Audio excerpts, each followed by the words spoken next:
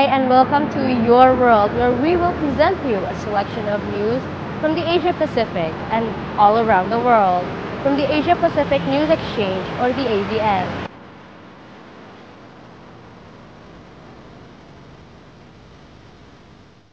I'm Dia Ifadila, and let's begin our first segment.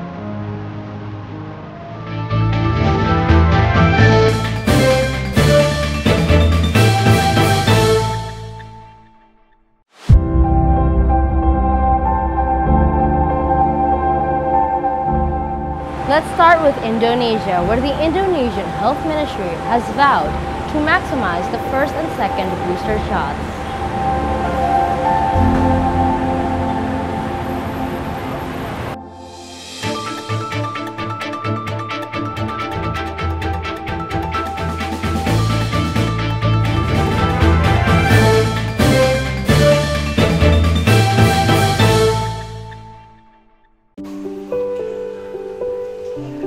The Health Ministry has vowed to maximize the first and second booster shot as part of the move to protect Indonesian people.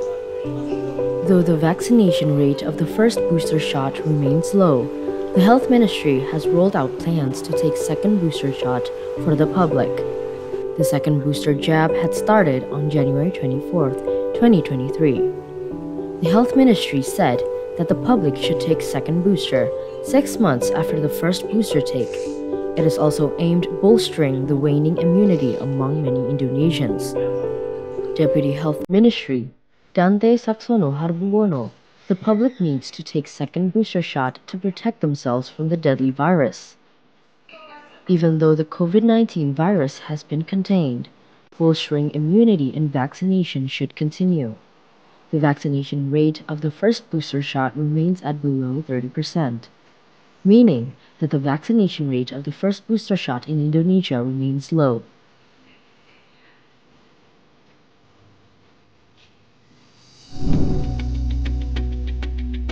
President Joko Widodo says the prevalence of stunting in the country has declined to 21.6% last year, thanks to the hard work of all parties.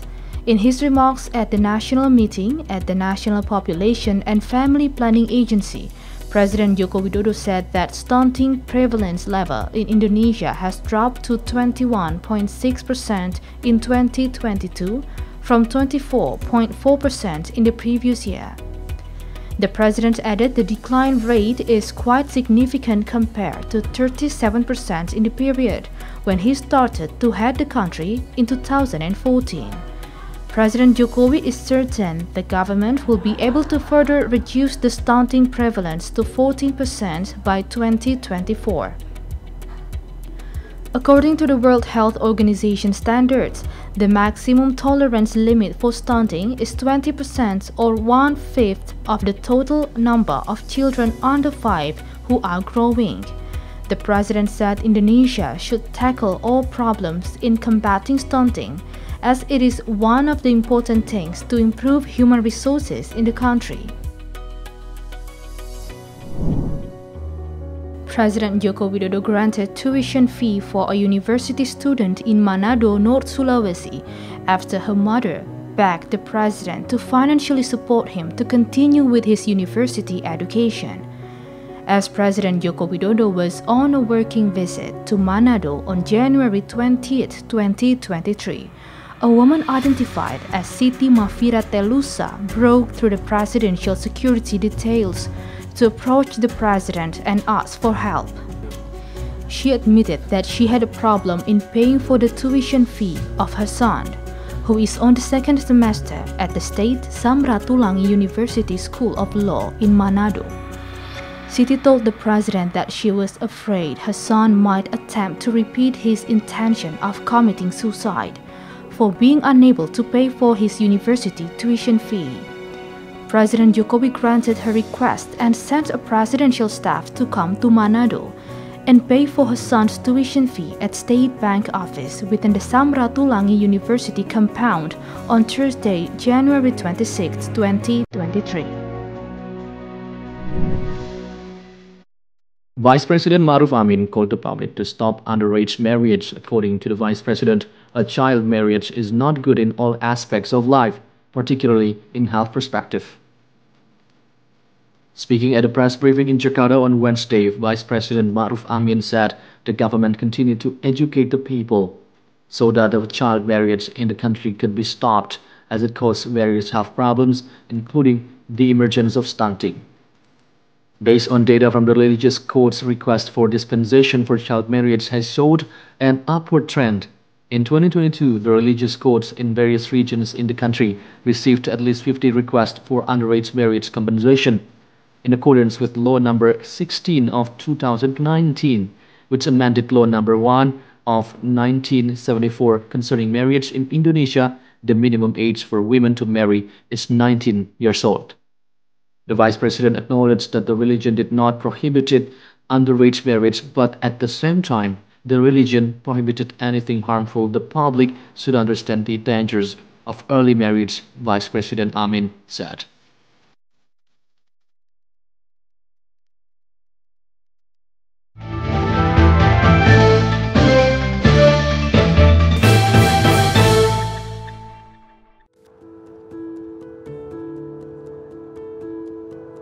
According to a report released by the UN, China's economy will grow by 4.8% in 2023, up from 3% last year after the government adjusted its COVID-19 policy in late 2022 and eased monetary and fiscal policies.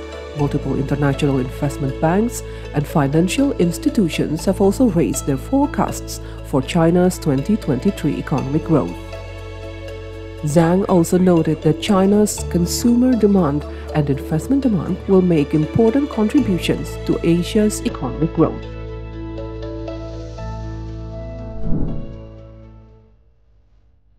A spokesperson for the UN Human Rights Office says Myanmar has sunk deeper than ever into crisis and has undergone a wholesale regression in the human rights. According to credible sources, at least 2,850 people have died at the hands of the military and others working with them, of whom at least 767 were initially taken into custody. A staggering further 1.2 million people have been internally displaced and over 70,000 have left the country. Myanmar's economy has collapsed, with nearly half of the population now living below the poverty line. Credible information indicates that over 34,000 civilian structures, including homes, clinics, schools, and places of worship, have been burned down in the past 2 years. Restoring respect for human rights is a key to ending this crisis, says UN High Commissioner for Human Rights, David Lawrence. Two Air Force planes crashed in central Indian state of Madhya Pradesh. Sukhoi 30 and Mirage 2000 aircraft crashed near Morena, Madhya Pradesh on Saturday, January 28, 2023. The aircrafts were on routine operational flying training mission. Meanwhile, in another incident, a chartered aircraft crashed in Bharatpur in northern Indian state of Rajasthan.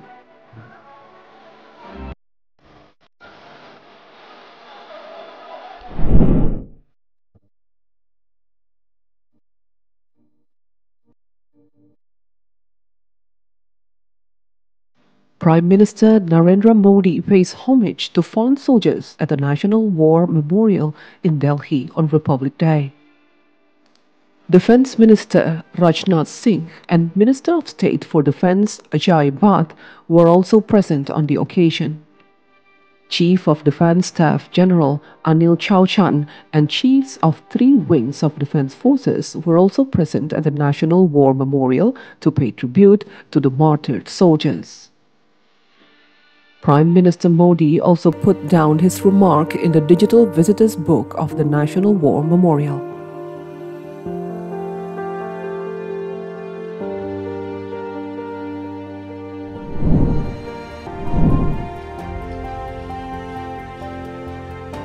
A 4-story house collapsed following a gas explosion in Katowice, Poland. 7 people were injured in an explosion in a 4-story building in Katowice.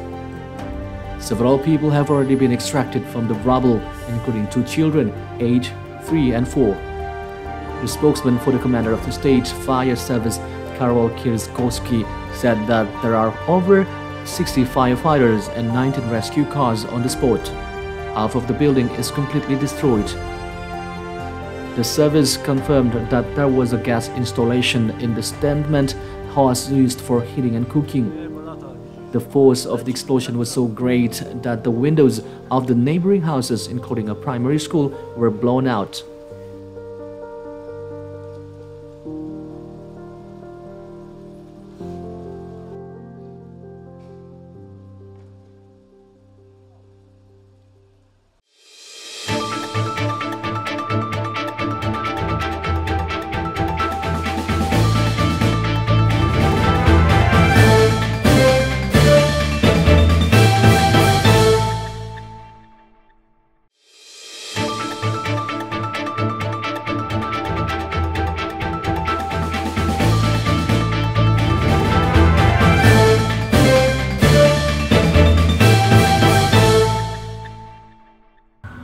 Now let's go back to Indonesia, where the Indonesian President Joko Widodo kicked off the Indonesian 2023 ASEAN Chairmanship, the second largest international forum he chaired after the G20. Then we'll travel to Sudan, where refugees return to Western Equatoria State Tambura. And to Indy, we will see the Republic Day Parade Air Force display.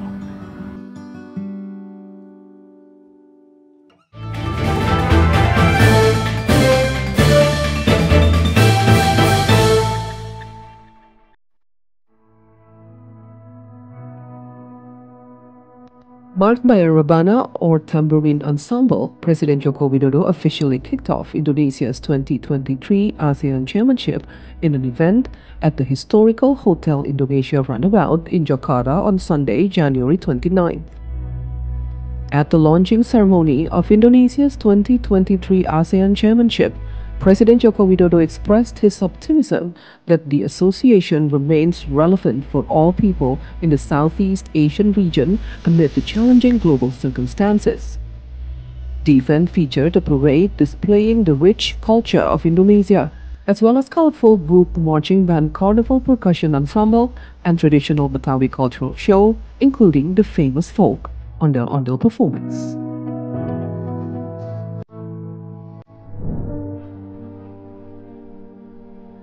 A steady stream of spontaneous returns has been making their way home as a local peace initiative in Western Equatoria State's Tambura area, supported by the UN mission in South Sudan, has resulted in relative calm and security. Makeshift tents sheltered thousands of internally displaced persons seeking refuge from fighting in Tambura and its surroundings. Several thousand have returned to their nearby home villages.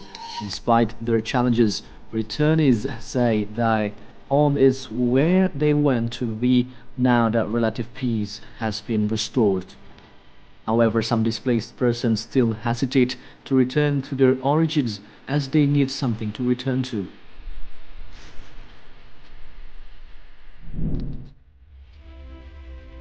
The Air Force tableau, based on the theme Indian Air Force Power Beyond Boundaries, displayed a rotating globe highlighting IAF's expanded reach. It showcased light combat aircraft Tejas Mk, the 22nd Light Combat Helicopter Prashan, Airborne Early Warning and Control Aircraft Netra, and C-295 transport aircraft. The tableau also displayed a theme of Garuds in combat gear with laser designation equipment and specialized weapons. Spiritual tourism is a popular heritage-style tourism, attracting a large number of tourists. Many localities are planning a tourism system associated with the conservation and promotion of heritage-based values. As the custodian of the Tai Tien National Mother Temple, Phuong memorized Van songs handed down for generations in the region. For Phuong, Van singing is a way to pay homage to the ancestors. Historically, Taitian goddess mother worship has been closely associated with the four provinces of Vietnam. This is also a tradition of worshipping the goddess mother, familiar with many Vietnamese people. All Vietnamese want to come to goddess mother to pray for peace and health in the new year. The Tai Tien Pagoda with Buddhist monuments and relics of the mother goddess temples honor mother of the nation Lang Pi Thieu, who helped the king to expand the realms and strengthen the dynasty, with Buddhist relics from Pung Hi Pagoda.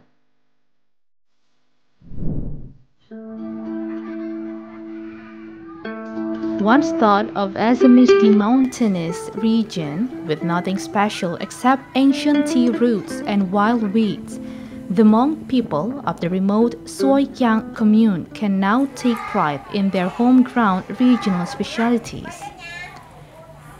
Tao De Kieu, a local, has succeeded in ensuring the livelihoods of 5,000 Hmong locals in the poor commune number 135.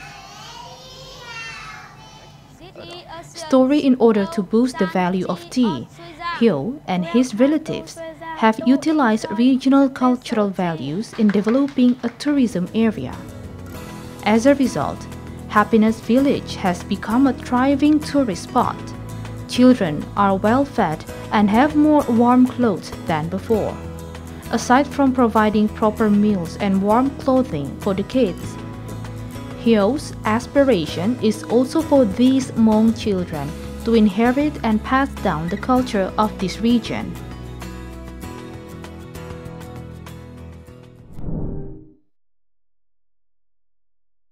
China's Palace Museum is building a new branch in the north of Beijing to further expand its exhibition areas and improve the exhibition environment for more than 1.8 million cultural relics, said Du Haijiang, deputy director of the museum, recently. The construction of the new branch officially started on December 30, 2022, and the first stage of the 4-year project will cover an area of more than 10,000 square meters, which can be used to showcase a large number of exhibits. Meanwhile, the public will be able to view the process of cultural relics restoration at the new site. At present, the Palace Museum boasts 1,863,404 pieces of cultural relics. However, only less than 10,000 pieces were able to be displayed each year due to the limited exhibition environment currently, as paintings, calligraphy works, and silk relics are highly susceptible to both temperature and humidity.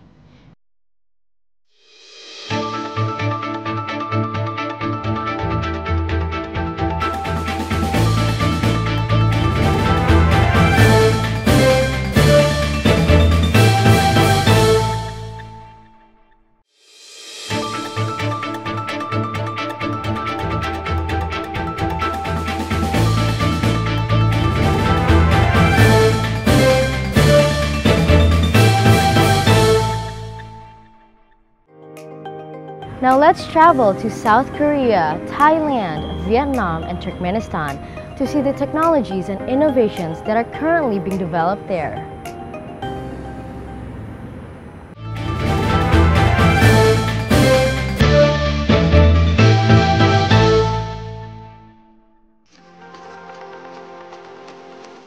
The Korea Advanced Institute of Science and Technology has developed a quadrupedal robot walking at a sandy beach or grass like a four-legged animal.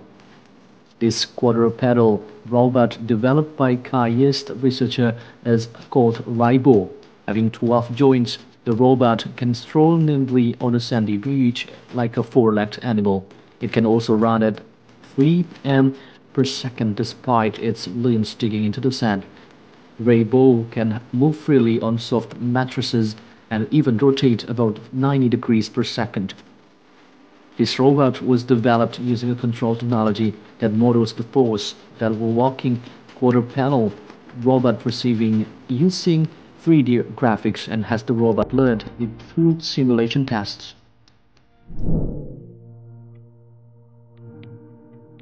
South Korea performs its first successful surgery to replace pelvic and thigh bones with artificial bones using three-dimensional printing technology.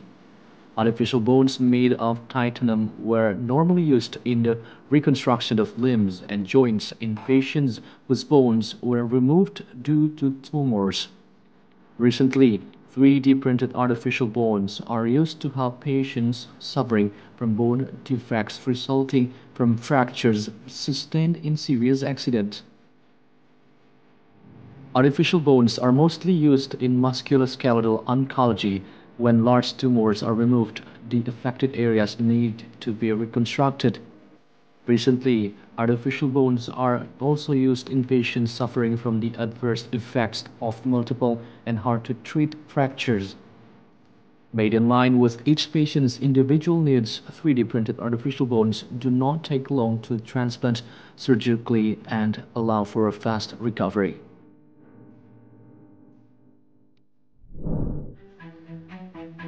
In an attempt to get e-waste under control, appropriate legal measures are required.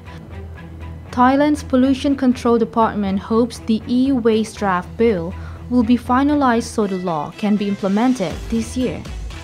It seems like today's modern lifestyle means that products become obsolete very quickly. How do you dispose of unwanted electronic products and everyday gadgets such as smartphones, tablets, computers, televisions, microwaves, and so on? Many of these e-waste currently ends up in landfills, in scrap trade markets, or being recycled by the informal market. The problem is that improper recycling of e-waste can lead to the leakage of toxic substances, including dioxins and furans. In 2019, 56.3 million tons of discarded e-waste was generated worldwide. Only 17.4% was officially recorded as being collected and recycled, according to the Global E-Waste Monitor in 2020. Thailand urgently needs proper legislation to control electronics waste. At the moment, the law and regulations on recycling and the disposal of electronic waste is not yet finalized, despite the relevant agencies initiating this draft law almost a decade ago.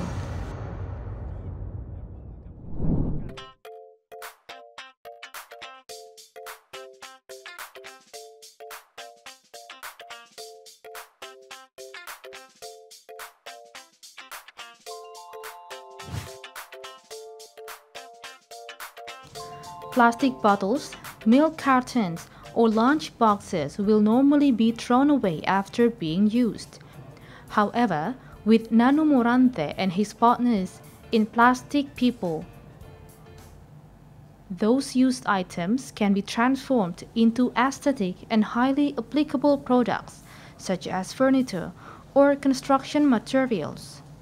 With the desire to create a green Vietnam, Nano has started researching the process of collecting and recycling plastic waste. Sharing the same concern about plastic waste, Nano Morante and Nestor Catalan decided to start a business in Vietnam and founded Plastic People. It is a startup and social enterprise that provides solutions to turn plastic into useful products for everyday living. With Plastic People, plastic waste is recycled and transformed into functional items such as roof tiles or furniture for homes and cafes, with a quality that's comparable to traditional materials.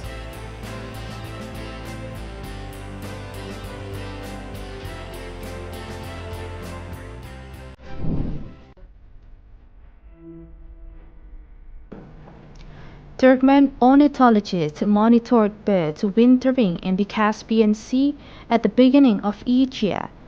Ornithologists in the Caspian conduct censuses of wintering waterfowl, most of which have the status of self-reproducing biological resources of international importance. According to the already established tradition, the 55th anniversary survey was held in the Turkmen sector of the Caspian Sea. In this area, The migration route of birds flying from nesting places in Western Europe and in the north of the Asian continent to wintering places in the Caspian Basin, the Red Sea, on water bodies, and off the coast of Africa, Southern Asia, Indonesia, Australia, New Zealand, and Polynesia round.